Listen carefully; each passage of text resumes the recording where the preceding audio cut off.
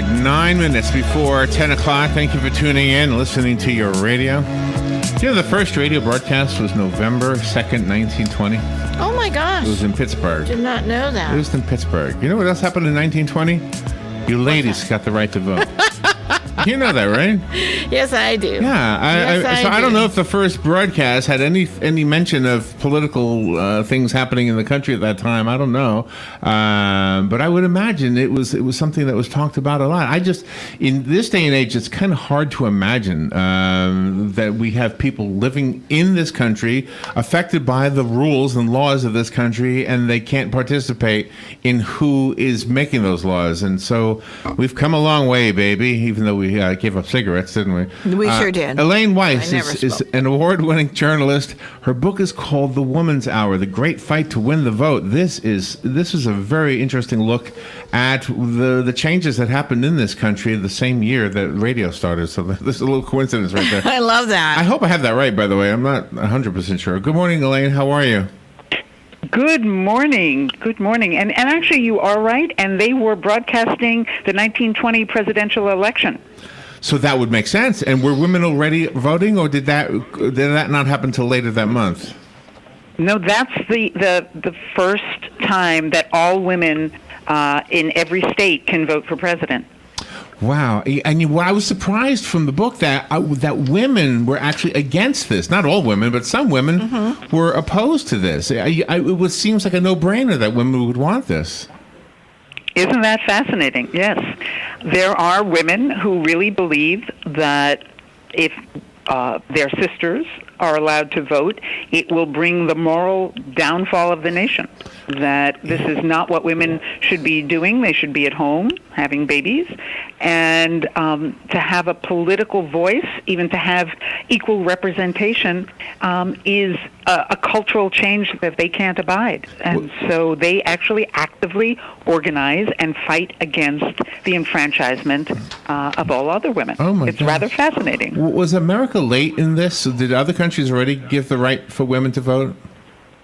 Yes, America is not a leader in this, though they've been fighting for a long time. Great Britain has given some of its women the vote 2 years earlier. In fact, in Great Britain, they've just celebrated that centennial a few weeks ago. But there are only women over 30 who own property were given the vote. So not all women, but it was still a big step forward. In Australia and New Zealand, they already have the vote. In Germany and Russia, they have been recently given the vote by 1919 and 1920. And so America is really lagging behind. And the fact that in 1920 this is still a big issue, still controversial, is really quite fascinating. We think of America entering 1920 and being progressive and being flappers and stuff, and it is still a very conservative place, and the idea that women should have equal citizenship is still controversial. And I had never known the names of the a core of the leaders of the movement. I mean, they weren't.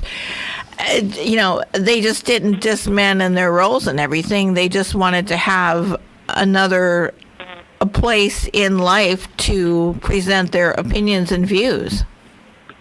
Exactly. When you think of it, when women begin demanding what we call women's rights, they not only don't have the vote and have no representation, they can't vote for their legislators, their representatives, their mayors, their governors. They have absolutely no vote, but they also can't serve on juries. They can't have a jury of their peers. They can't own property in the mid-19th century. Really? They can't. They don't have custody of their children. They have no rights. And so slowly, they begin demanding these economic and social rights, and it gets translated into political changes. And the vote is seen as the linchpin, the way, if they have representation, then the government has to listen to them. And so that's why all this energy is put into winning the vote, because that's going to be the turnkey for democracy. I don't know. So here we are. Yeah, go ahead. I'm just wondering, I don't know if we have a way of knowing this, but I'm wondering if the country had a mentality about women voting. Was that reflected in like the nuclear family, like between mom, dad, and a couple of kids? Did he allow her to have some kind of, was the home democratic in any way? Well, that's a fascinating aspect of it. The anti-suffragists are saying, if women are allowed to have political opinions and vote, which of course they've always had political opinions, it's going to destroy the home. They actually say there'll be more divorces because men and women will fight about who to vote for. Wow.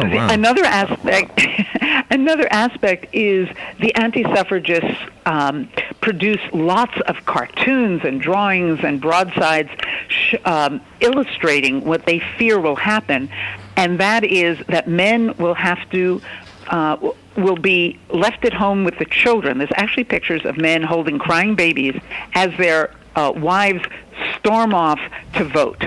They're going to be abandoned. It's kind of funny, isn't it?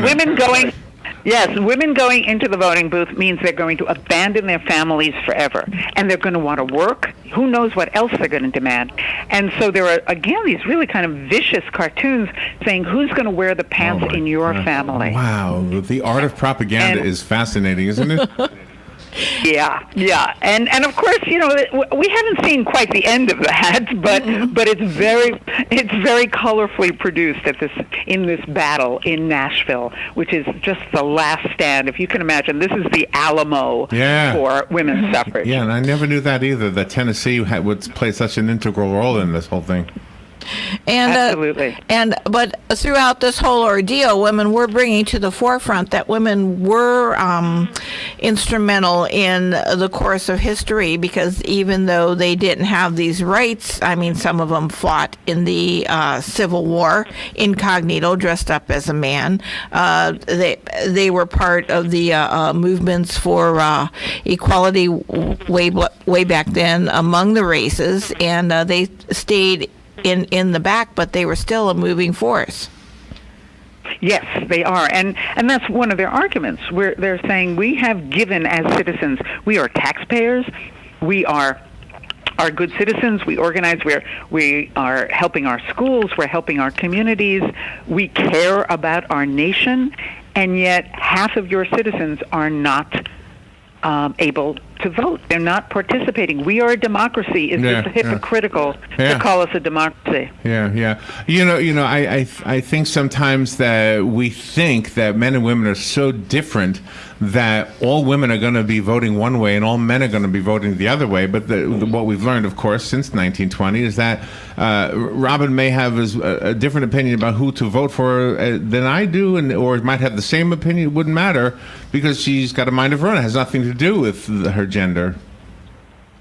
Correct. And that is in one way where the suffragists are mislead themselves and think that there might be something called what we would call a woman's vote, and that it will be monolithic and will vote for things that progressive women want. And that does not turn out to be the case. And as we know, women vote very differently. There is, something of what they call a gender gap, but it doesn't always hold. And so it's very interesting. They vote as citizens, but they need the right to vote. And just to take up one more second of time, if it does show that there's a difference, then sometimes us guys need to look at it and say, well, what are we missing? And I think vice versa as well. Elaine, thank you. The book is called The Woman's Hour. Elaine Weiss, Weiss. I found it on Amazon, and I have a copy here. If you want the copy that was sent to me, call me and I'll leave it here for one of you. Elaine, thank you again for being on the show with us today. Thank you. My pleasure. All right, we'll be right back.